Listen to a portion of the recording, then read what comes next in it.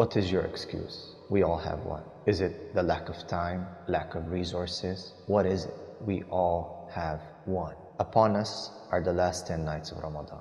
Now, we all know what we have to do. We are all going to receive the WhatsApp messages and the Instagram posts and the Facebook lectures and the YouTube videos. We have information. We have the theory every year. We're in the same place and we're being reminded. Jazakumullah khair. The mashayikh are doing their work and their jobs, their responsibilities to share the knowledge. We have the knowledge. You have the knowledge. You know what you have to do. You have been here last year and the year before this. So why no change? Why do we let these last 10 nights go by just like that? In them is a night that is better than 1,000 nights. Lailatul Qadar Prayers min alf shahr. So why do we miss it? Why do we lose it? Why do we become losers? We have the arrows, the Quran, the Sunnah, but we miss the target. We miss the target. We need practice. That is it. I tell you what the problem is. The problem is we don't have discipline. Islam equals discipline. The prayer, the fasting. We know it's a system, a way of life. A disciplined way of life, but the problem is that most of us lack that discipline. We don't have it, and hence every year, just remember last year, you were at the same moment, at the same junction. Should I not? Should I stay up a bit more? Should I not? Should I read a little bit more? Should I not? And then that little voice in your mind tells you what? I'm tired. Next year, tomorrow, maybe in an hour. I don't know. What does it tell you? Why are you in the same position every single year? And then the ummah doesn't change. And Allah says that He does not change the condition of a people unless they change themselves. Are you not tired?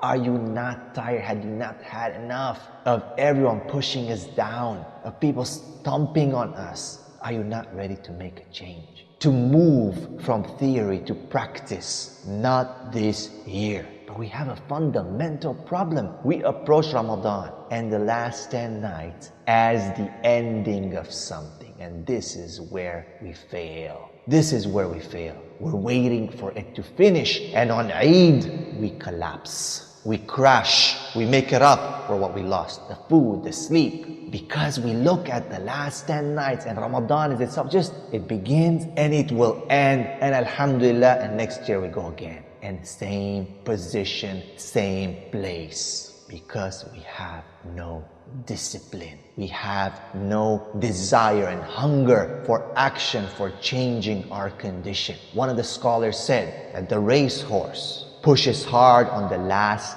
100 meters. But you see, guys, the racehorse doesn't collapse once it crosses the finish line. It takes its victory lap. And it's ready for more races. We collapse. We collapse. So I ask you again, what is your excuse? Are you not tired? This ummah needs you. It needs a new you. Make this Ramadan, these last 10 nights, as the beginning for next year. It's the beginning. This Ramadan was a training camp for you. So you can work for the next year to bring benefit to this ummah, to change the condition of the Muslims. You have it in you. You have something. You have greatness in you. Remember, Allah has destined you to be His representative on this earth. Means He's destined you for greatness. Are you going to take it? Are you going to man up? Are you going to woman up to this? To your promise, the amana that you have taken upon yourself. Islam is not just about praying and fasting. It's not just about you. It is about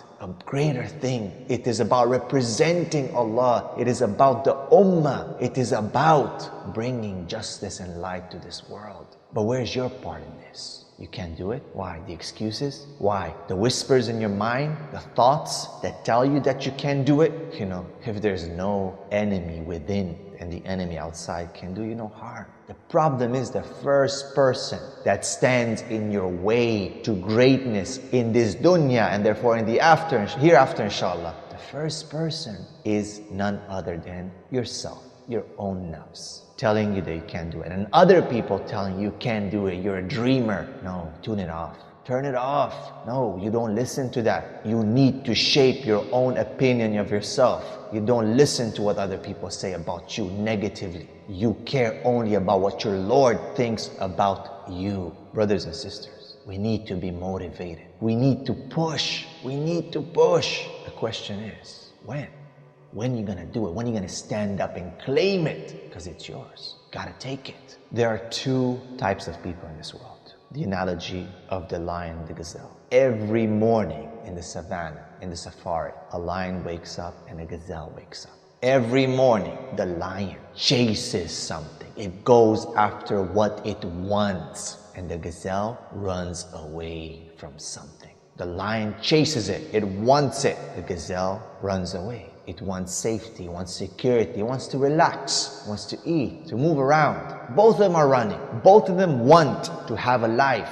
Both of them. The difference is one is running towards something, one is running away from something. One is chasing, one is being chased. The ones that chasing the lion, it knows what it wants. It's determined. Doesn't need anyone to push them. They know what they want. That's one type of people. The other one, the gazelle, needs to be chased, needs to be pushed. And when the chase and the push stops, what happens when the lion doesn't chase it anymore? It just stops and it starts eating. It starts moving around, relaxing. You need to make a choice. Which one are you? Are you the one that's hungry and chasing and wants to do something and make a change? Or are you the one that needs to be pushed and chased all the time? And when the push and the chase and the pressure stops, you relax. And you're looking for that safety, you're looking for that just month-to-month paycheck, just that year-to-year, same thing, but never making a very hungry decision, a determined decision. For the sake of Allah, of course, with sincerity, but you have to be hungry the same way Khalid bin Walid was hungry, the same way Abdullah ibn Zubair was hungry, the same way the Sahaba were. Where are we? Where are you? This is the question. These last 10 nights. Are you going to make it as the end of Ramadan? Or are you going to make it as the beginning of a new year, a new you? The choice is yours.